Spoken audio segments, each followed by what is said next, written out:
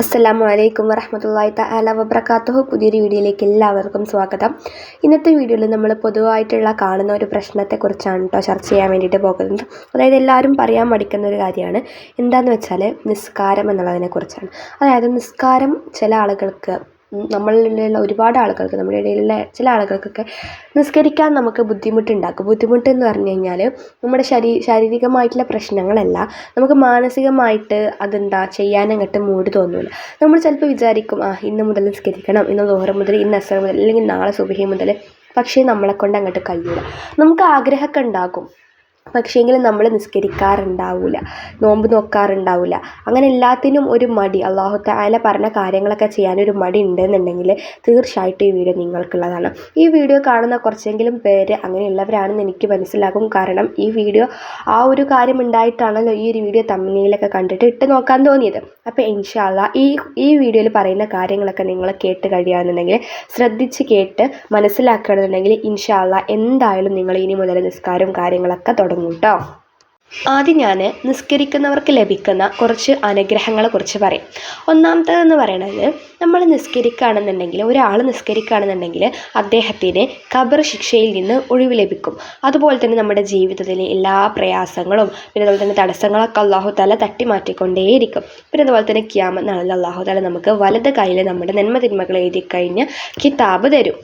അടുത്തത്, നമ്മൾ സിറാത്ത് പോലെ മിന്നൽ വേഗത്തിലൂടെ കടക്കും. സിറാത്ത് പോലെ മിന്നൽ വേഗത്തിലൂടെ കടക്കും എന്ന് പറഞ്ഞാൽ അതിനർത്ഥം നമ്മൾ സ്വർഗത്തിലേക്കാണല്ലോ സിറാത്ത് പാലുള്ളത്, സ്വർഗത്തിൽ കടക്കും എന്നും അർത്ഥം. പിന്നെ ഇതുപോലെ തന്നെ എന്നും നിസ്കാരം പതിവാക്കിയോ, നിസ്കാരം ഒരു ശക്തമായിട്ട് കൊണ്ട് നടക്കുന്ന ആൾക്കാർക്ക് വിചാരണ കൂടാതെ സ്വർഗത്തിൽ കിടക്കാനുള്ള അവസരമുണ്ട്.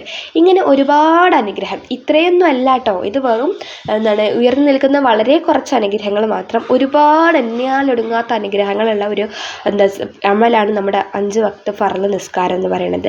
അപ്പോൾ ഇത് നിസ്കാരം കഴിഞ്ഞു, ഇനിയിപ്പോൾ നമ്മുടെ ഗുണങ്ങളൊക്കെ കഴിഞ്ഞു. ഇനി എന്തൊക്കെയാണ് നമ്മൾ നിസ്കാരം ഒഴിവാക്കിയാലുള്ള ദോഷങ്ങളെന്ന് നോക്കാം. നിസ്കാരത്തെ അവഗണിക്കുന്നവർക്ക്, നിസ്കാരത്തെ പുച്ഛിച്ച് നടക്കുന്നവർക്കുള്ള ശിക്ഷകൾ എന്തൊക്കെയാണെന്ന് വെച്ചാൽ, അവൻ്റെ ആ ഒരു ആയുസ്സിൽ നിന്ന് ബർക്കത്ത് ഉയർത്തപ്പെടും. എന്ന് പറഞ്ഞാൽ എന്താ, അവന് അല്ലാഹു തആല ഒരു ബർക്കത്തും റഹ്മത്തും ഒന്നും നൽകൂലാന്ന്. പിന്നെ അടുത്തത്, മുഅ്മിനാണെന്നുള്ളതിൻ്റെ അടയാളം അല്ലാഹു തആല അവൻ്റെ മുഖത്ത് നിന്ന് മായ്ക്കപ്പെടും.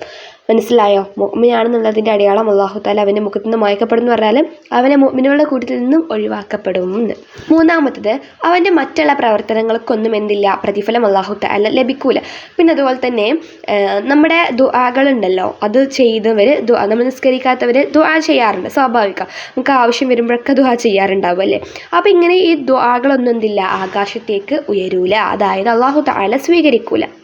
അടുത്തത്, നമ്മളിപ്പോൾ മറ്റ് പ്രഭാഷണങ്ങൾക്കും മറ്റൊക്കെ പോവുകയാണെന്നുണ്ടെങ്കിൽ സ്വാലിഹീങ്ങളായിട്ടുള്ള വലിയ വലിയ ഉസ്താദുമാരുടെ ദുആകൾ നമുക്ക് വേണ്ടിയിട്ടൊക്കെ ദുആ ചെയ്യാറുണ്ട്.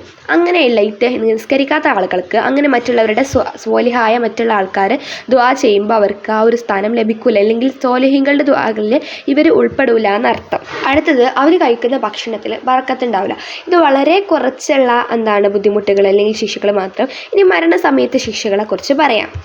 അദ്ദേഹം എന്ന് പറയുമ്പോൾ അവൻ എന്തായിരിക്കും, നിന്ദ്യനായിട്ടായിരിക്കും മരണപ്പെടുക. പിന്നെ അതുപോലെ തന്നെ അവൻ നല്ല വിശപ്പോടുകൂടിയായിരിക്കും മരണപ്പെടുക. പിന്നെ അതുപോലെ തന്നെ ഒരു തുള്ളി വെള്ളം കിട്ടാതെ നല്ല ദാഹത്തോടു കൂടിയായിരിക്കും മരണപ്പെടുക. ഇനിയിപ്പോൾ തുള്ളി വെള്ളം ആൾക്കാർ കൊടുക്കുകയാണെങ്കിൽ കൂടി ആ ഒരു വെള്ളം കുടിച്ചിട്ടും അദ്ദേഹത്തിന് ഒരു ഗുണം ഉണ്ടാവില്ല, അയാൾക്ക് ഒരു ഗുണം ഉണ്ടാവില്ല.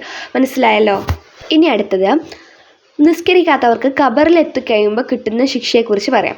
നിസ്കരിക്കാത്തവരാണെന്നുണ്ടെങ്കിൽ ഖബറിൽ നമുക്ക് 2 വാരിയല്ലുകളുണ്ടല്ലേ, 2 ഭാഗത്തും കുറച്ച് വാരിയല്ലുകളുണ്ട്.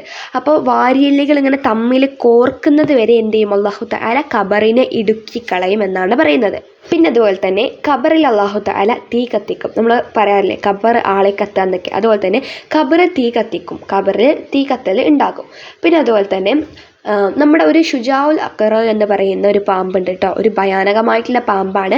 ആ ഒരു പാമ്പിൻ്റെ കഠിനമായിട്ടുള്ള ഉപദ്രവം നമ്മളെ ഏൽക്കേണ്ടി വരികയും ചെയ്യും. ഖബറിലുള്ള ശിക്ഷകൾ ഇത് 3ആണ്. ഇനി നിസ്കരിക്കാത്തവർക്ക് മഹ്ശറിൽ ലഭിക്കുന്ന ശിക്ഷകൾ കൂടി അവസാനമായിട്ട് പറയാം. മഹ്ശറിൽ ലഭിക്കുന്ന ശിക്ഷകൾ എന്ന് പറയുമ്പോൾ, ഒന്നാമത് അവരുടെ വിചാരണ എന്തായിരിക്കും, കഠിനമായിരിക്കും, വളരെ കഠിനമായിട്ടുള്ള കടുകട്ടിയായിട്ടുള്ള വിചാരണയായിരിക്കും ഉണ്ടാവും. അതുപോലെ തന്നെ റബ്ബിന് അയാളോട് ഭയങ്കരമായിട്ടുള്ള ദേഷ്യം അതുപോലെ തന്നെ കോപമൊക്കെ ഉണ്ടാകും ആ ഒരു സമയത്ത്, വിചാരണ ചെയ്യുന്ന സമയത്തൊക്കെ. പിന്നെ അതുപോലെ തന്നെ അവർ നരകത്തിൽ കടക്കുകയും ചെയ്യും. ഇത് മൂന്നുമാണ് മഹശറയിലുള്ള ശിക്ഷകൾ. അപ്പോൾ നിങ്ങൾ നോക്കിയേ, നമ്മൾ ഈ ഒരു ശിക്ഷകൾ നമ്മൾ ദുനിയാവിലെ ശിക്ഷകൾ തൊട്ട് മഹശറയിലെ ശിക്ഷകൾ വരെ പറഞ്ഞിട്ട് എത്ര ഭയാനകമായിട്ടുള്ള ശിക്ഷകളാണ് നിസ്കരിക്കാത്തവർക്കെന്ന് നോക്കിയേ നിങ്ങൾ. ഇനി മറിച്ച് നിസ്കരിക്കുന്നവർക്കുള്ള നല്ല ഗുണങ്ങൾ നോക്കിയാൽ നിങ്ങൾ എത്രമാത്രം വ്യത്യാസമുണ്ടല്ലേ. അപ്പോൾ നിസ്കരിക്കുന്നവർക്കുള്ള ഗുണങ്ങളും നിസ്കരിക്കാത്തവർക്കുള്ള ദോഷങ്ങളും, നിസ്കരിക്കുന്നവർക്കുള്ള ഗുണങ്ങൾ പറഞ്ഞറിയിക്കാൻ പറ്റൂല കേട്ടോ. ആകെ വളരെ കുറച്ച് മാത്രമേ പറഞ്ഞിട്ടുള്ളൂ. ഒരുപാട് ഗുണങ്ങളുണ്ട് കേട്ടോ. നിസ്കരിക്കുന്നവർക്ക് പ്രതിഫലങ്ങൾ അല്ലാഹു തആല ഒരുപാട് തരും. പിന്നെ സ്വർഗം തന്നെയാണല്ലോ ഏറ്റവും വലിയ പ്രതിഫലം. അതിനപ്പുറത്തേക്ക് പിന്നെ വേറെ ഒന്നും വേണ്ടല്ലോ. അപ്പം അതുകൊണ്ട് എല്ലാവരും ഇതുവരെ ഞാൻ എന്തായിരുന്നു എന്ന് ചിന്തിച്ചിരിക്കാതെ ഇനി മുതൽ ഞാൻ എന്താവണമെന്ന് ആലോചിച്ചിട്ട് നല്ല രീതിയിൽ അല്ലാഹു തആലയുടെ സ്നേഹിതനായിട്ട് മാറാൻ വേണ്ടിയിട്ട്, അല്ലാഹു തആലയുടെ സ്നേഹം പിടിച്ചു പറ്റാൻ വേണ്ടിയിട്ട് തന്നെ അങ്ങനെ തന്നെ പറയാണ്. നല്ല രീതിയിൽ നിസ്കരിക്കുക, നല്ല രീതിയിൽ അമലുകളൊക്കെ ചെയ്യുക, എല്ലാ കാര്യങ്ങളും ചെയ്തിട്ട് നല്ലവനായി തീരെ ഇൻഷാ അല്ലാഹ്. അപ്പോൾ ഈ ഒരു വീഡിയോ ഒരുപാട് പേരിലേക്ക് എത്തേണ്ടതുണ്ടെന്ന് എനിക്ക് തോന്നുകയാണ്. അപ്പോൾ എല്ലാവർക്കും ഷെയർ ചെയ്ത് കൊടുക്കുക. നിങ്ങൾ കാരണം നന്നാവുകയാണെന്നുണ്ടെങ്കിൽ അതിൻ്റെ പ്രതിഫലം കൂടി അല്ലാഹു തആല നിങ്ങൾക്ക് തരുന്നുള്ള 100% ഉറപ്പാണ്. അപ്പോൾ അതുകൊണ്ട് തന്നെ എല്ലാവരും എന്ത് ചെയ്യുക, മറക്കാതെ എല്ലാവർക്കും ഷെയർ ചെയ്ത് കൊടുക്കുക. പിന്നെ അതുപോലെ തന്നെ നല്ലൊരു വീഡിയോ ആയിട്ട് അടുത്ത ദിവസം വരുന്നത് വരെ എല്ലാവർക്കും അസ്സലാമു അലൈക്കും വറഹ്മത്തുള്ളാഹി തആല വബറകാതുഹു.